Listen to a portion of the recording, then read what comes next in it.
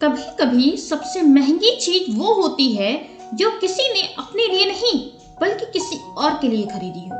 Hello my story lovers, आप देख रहे हैं आदिप स्टोरीज, जहाँ की स्टोरीज आपके दिल को छू जाती हैं। बरसात की उस सुबह स्कूल की कच्ची सड़क पर कीचड़ फैला था।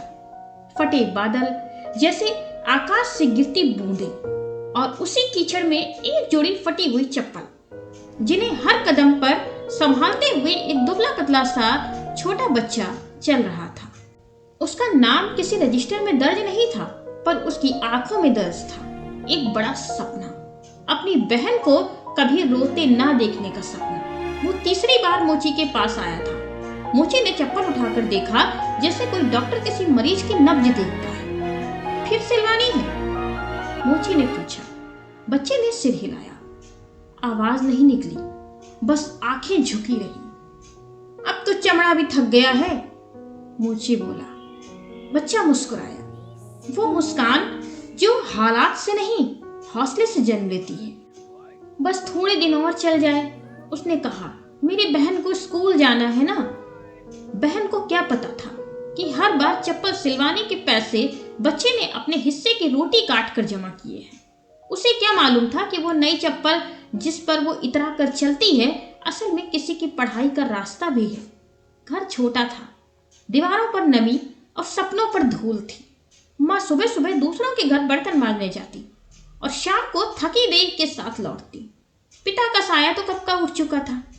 ऐसे में घर का बड़ा बेटा होना मतलब खुद से पहले सबके बारे में सोचना। बहन पढ़ाई में तेज थी, किताबों के बीच ही उसकी दुनिया चमकती थी। स्कूल में टीचर ने कहा, ऑनलाइन क्लास से बहुत मदद मिलेगी। बस वही वाक्य बच्चे के दिमाग में ठहर चुके थे। ऑनलाइन क्लास, क्लास मतलब फोन।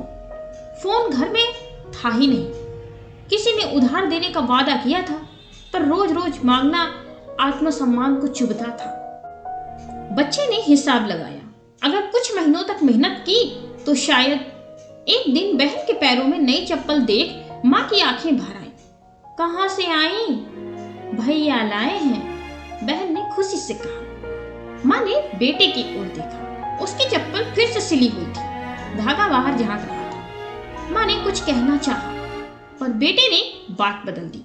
वो जानता था सवाल आएंगे, जवाब देने पड़ेंगे, और कुछ जवाब दिल पर भारी पड़ते हैं।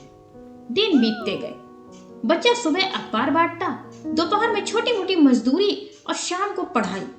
अपनी नहीं, बहन की। वो खुद किताब खोलता तो अक्षर तैरने लगते, पर बहन की किताबों में उसे अपना भविष्य दिखता था। एक रविवार को वो चुपचाप बाजार गया, वही बाजार जहां रंगीन चीजें उम्मीद जगाती थी। उसने बहन की नई चप्पलें हाथ में ली, थोड़ी देर देखा, फिर एक दुकान पर रख दी। दुकानदार ने भाव लगाया। बच्चे ने मोल भाव नहीं किया, क्योंकि कुछ सौदों में वक्त नहीं, विश्वास लगता है। उसी पैसे से उसने एक पुराना फोन खरीदा। स्क्रीन पर खरोच थी, बैटरी कमजोर थी, पर उस फोन में एक दुनिया समाई थी। घर लौटकर उसने फोन कपड़े में लपेटकर संदूक में रख दिया। बहन को बताया, स्कूल से मिला है, ऑनलाइन पढ़ने के लिए। बहन की आंखें चमक उठी। सच भैया? हाँ, बच्चे ने कहा, और उसी पल फटी चप्पलें जैसे नई हो गई। अगले दिन बहन ने फोन खोला। टीचर की आवाज आई, स्लाइड्स चली, सवाल जवाब हुए, बहन नोट्स बनाती रही। बच्चा दरवाजे के पास बैठकर बाहर देखता रहा, जैसे वो पहरा दे रहा। बीच बीच में नेटवर्क जाता, बैटरी गिरती, वो भागकर चार्ज लगाता, डेटा जुगाड़ करता। पढ़ाई रुकनी नहीं चाहिए, यही उसका नियम था। कुछ दिनों बाद बहन बोली, भैया मेरी चप्पलें कहाँ हैं? बच्चा ठिठका। सूख रही होंगी, उसने कहा। पर ये तो कई दिन हो गए। बच्चे ने मुस्कान ओढ़ ली, वही पुरानी, मेरी पहन लो जब तक के। बहन ने देखा भैया की चप्पलें और ज्यादा फट चुकी थी, धागा टूटने को था। उस दिन पहली बार बहन चुप हो गई। शाम को माँ ने संदूक खोला, फोन देखा। माँ ने पूछा, ये कहाँ से लाया? बच्चे ने बताया, धीरे धीरे, बिना नाटकीय तरीके से। माँ की आंखें भर आई। उसने बेटे के पैरों की ओर देखा, नंगी एड़ियां, कीचड़ में की लकीरें। तू अपने लिए कुछ क्यों नहीं सोचता? बच्चा बोला, सोचता हूं, पर उसके लिए। बहन ने सब सुन लिया था। उसने अपनी आंखें पोंछी और भैया के सामने आकर बोली, आज से मैं रोज अच्छे से पढ़ाई करूंगी। एक दिन तुम्हें नई चप्पल लाकर दूंगी, सबसे मजबूत चप्पल। बच्चा हंसा, वो हंसी जिसमें थकान नहीं, संतोष था।